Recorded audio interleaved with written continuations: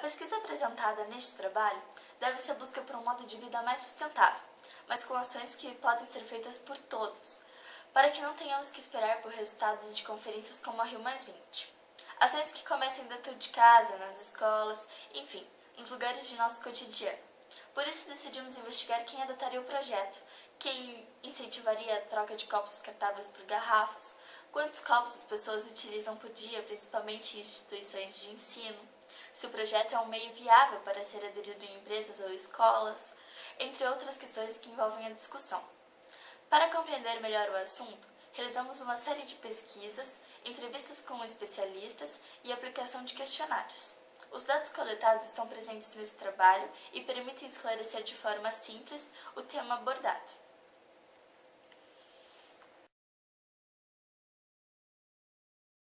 Esse estudo sobre copos descartáveis propõe uma possibilidade de vida mais sustentável e mais saudável.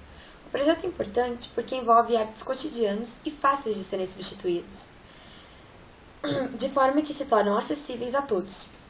É essencial para que o projeto funcione que a comunidade tenha total consciência do mesmo.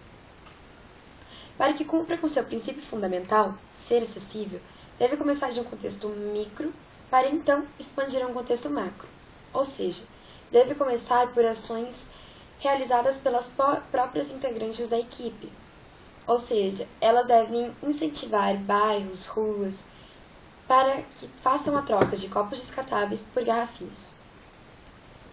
Em curto prazo, aparentemente, é mais rentável continuar com a utilização de copos descartáveis, mas a médio e a longo prazo é muito mais econômico comprar garrafinhas do tipo squeeze.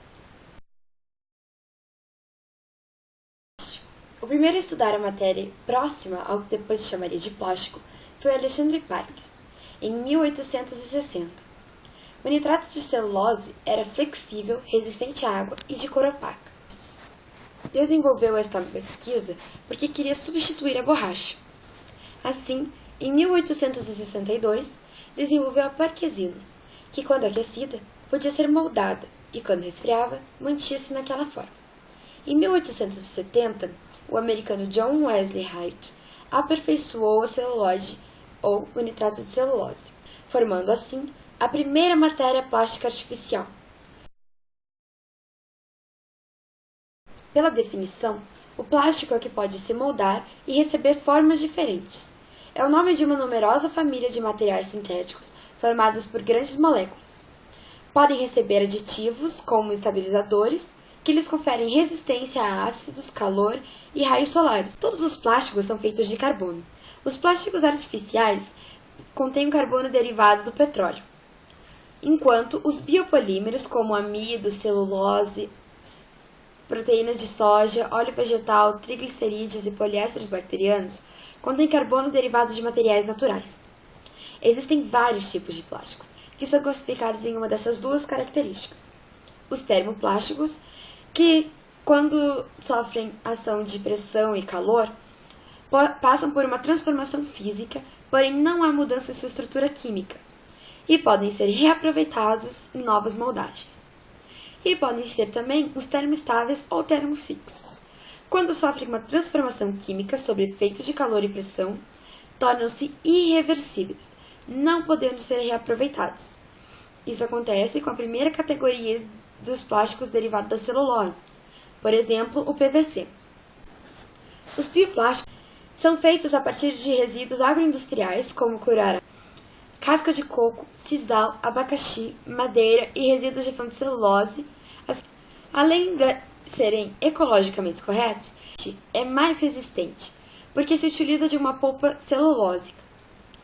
O tempo de decomposição estimado é de 180 dias. Plásticos recicláveis são potes de todos os tipos, sacos de supermercados, embalagens para alimentos, vasilhas, recipientes e artigos domésticos, tubulações e garrafas PET. Fios de costura, pedras de vassouras e escova. Os não recicláveis são cabos de panela, botões de rádio, pratos, canetas, bijuterias, espuma, embalagens a vácuo e fraldas descartáveis. Percebemos que as pessoas ingerem muito líquido diariamente, embora elas não saibam muitas vezes qual é o destino do recipiente obtivemos um bom resultado, mostrando que se houver participação e vontade de iniciar o projeto, teríamos sucesso. Percebemos que, ao mesmo tempo que alguns não utilizam nenhum copo por dia, outros utilizam de 5 a 10. Que alguns dos entrevistados têm a visão de que isso pode trazer mudanças, enquanto outros dizem não saber se tal mudança irá. Somente um deles disse que não incentivaria a mudança, enquanto os outros 9 entrevistados disseram que seria possível ajudar. Exposta, percebemos que em poucos locais de trabalho existem projetos como menos copos, mais garrafinhas. 9 dos entrevistados afirmaram que enquanto apenas um fica no meio termo, dizendo talvez. 30% dos entrevistados acha que é uma medida viável no ponto de vista econômico, e 20% acham que não é. Ou seja, se percebemos que nem todos sabem qual é o destino dos copos descartáveis utilizados. Percebemos que teremos a ajuda de 7 dos entrevistados. Uma delas disse que não ajudaria e 2 disseram que talvez ajudassem. Durante o período de pesquisa e realização do projeto, a nossa equipe desenvolveu um diário de bordo, para manter o trabalho bem mais organizado e registrar tudo o que era feito. Em uma das pesquisas feitas pelo grupo, observamos no site da Febrace alguns dos critérios cobrados para ingressar na feira, como criatividade e inovação, metodologia científica, metodologia de engenharia, profundidade, habilidades, clareza e trabalhos em grupo.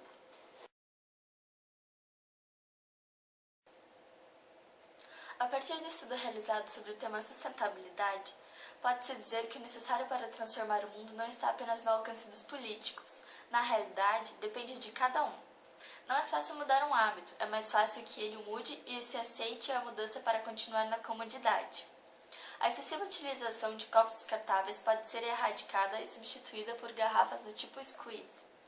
Em 2010, pesquisa feita pelo Plastivida, foram consumidos 137.527 toneladas de materiais plásticos descartáveis. Por isso é tão importante haver a mobilização para que esse número reduza-se cada vez mais. Então se pergunta, como? Com pequenas ações que farão diferença no futuro. E como começar? O apoio do diretor e professor Celso Hartmann no projeto torna-o ainda mais viável e, começando em uma instituição de ensino influente como positivo, logo as demais aderirão com maior facilidade.